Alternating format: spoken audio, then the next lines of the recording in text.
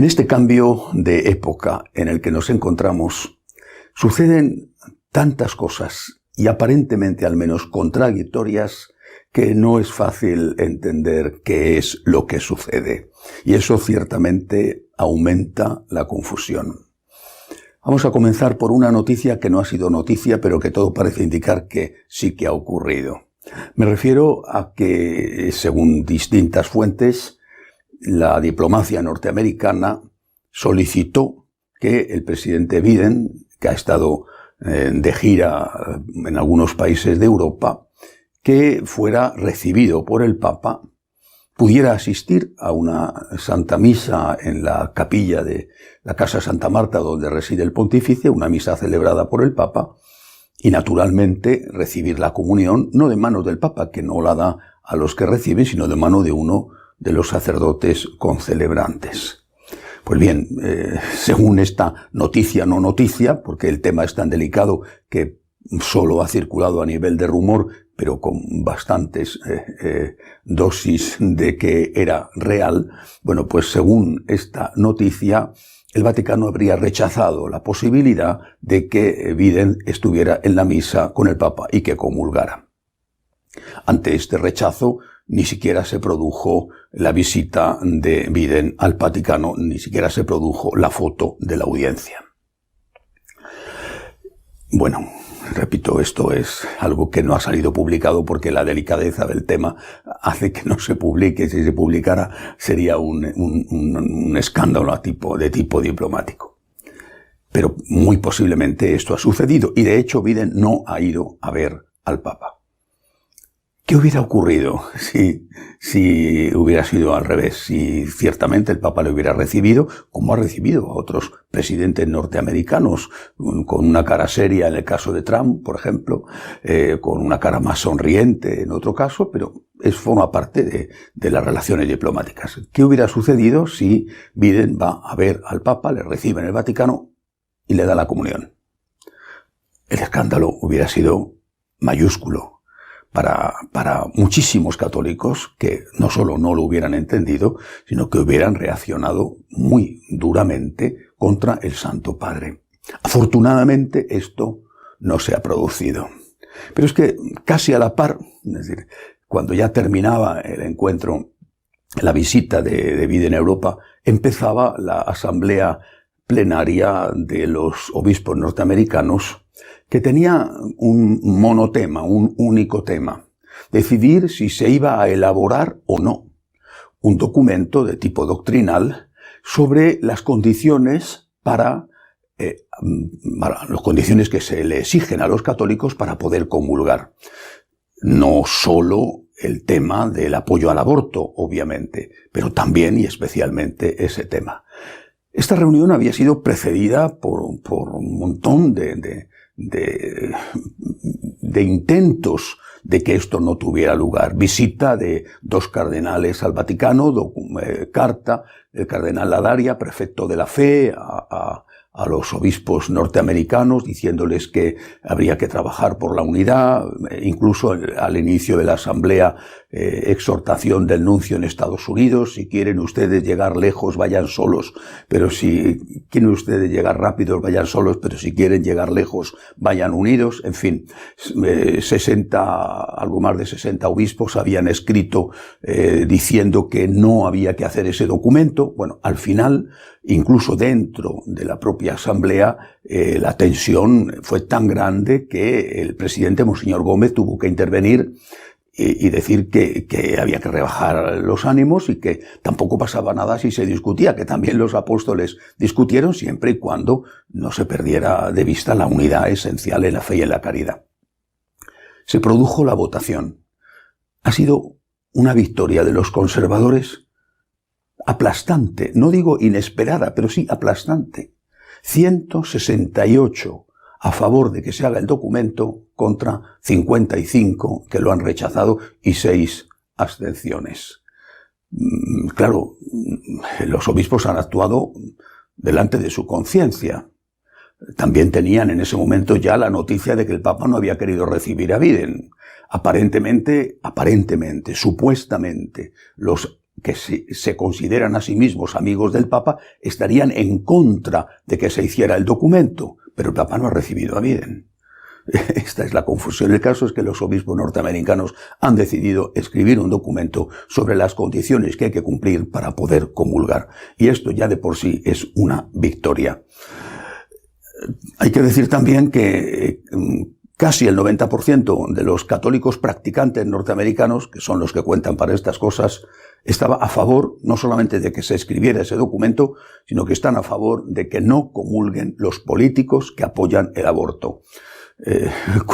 Con este resultado de un estudio sociológico, los obispos eran muy conscientes de que podían estar apoyando a Biden, uno de los líderes proabortistas más grandes que han existido, y podían quedar bien con el poder, pero que a sus feligreses desde luego les iban a ofender grandemente. Pero esto ha sido solo una cosa de esta semana. Hay otra que no aparece generalmente en los medios de comunicación, pero que es muy importante.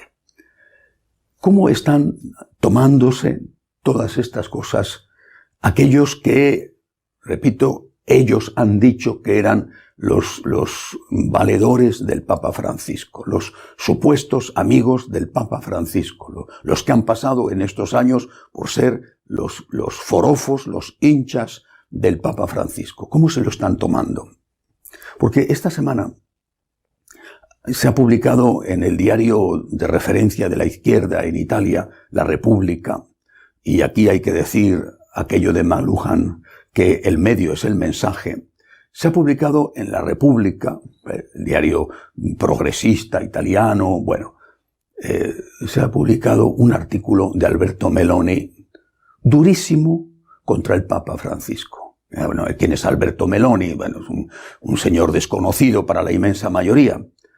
Pero resulta que Alberto Meloni es el líder de lo que se llama la Escuela de Bolonia, que es una corriente teológica, ya desde hace muchos años, que dice que el Concilio Vaticano II hay que interpretarlo en clave de ruptura con la tradición, no en clave de continuidad, como decía el Papa Benedicto, sino en clave de ruptura. Es decir, empieza con el Vaticano II una nueva iglesia y hay que dejar atrás la tradición e incluso la palabra de Dios. Todo eso son simplemente elementos de referencia, pero no son elementos que tengan que condicionar el futuro.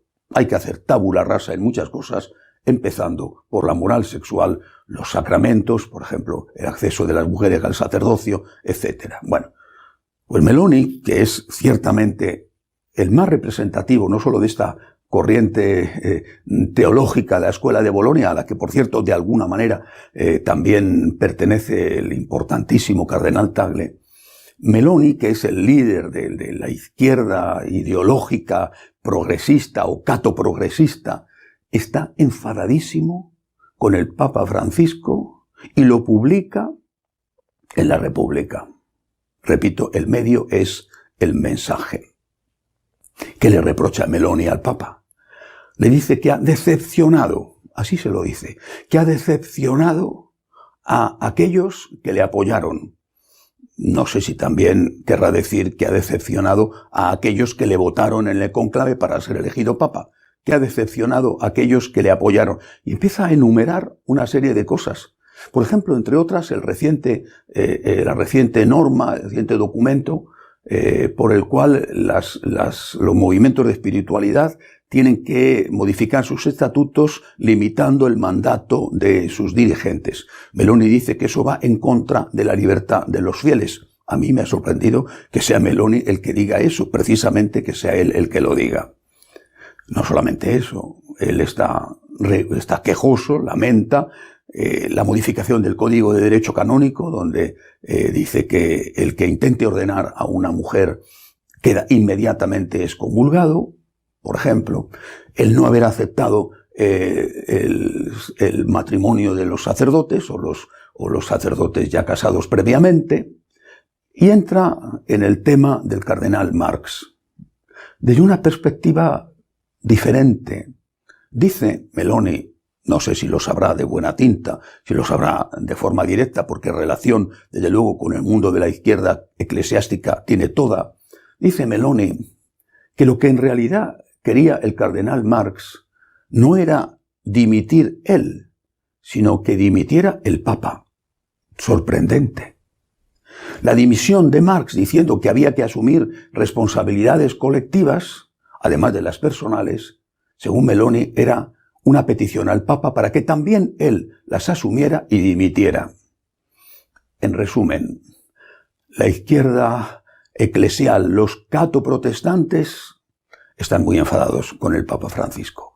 Se sienten decepcionados, creen que les ha engañado y que las promesas a estas alturas ya del pontificado ni se cumplen ni se van a cumplir.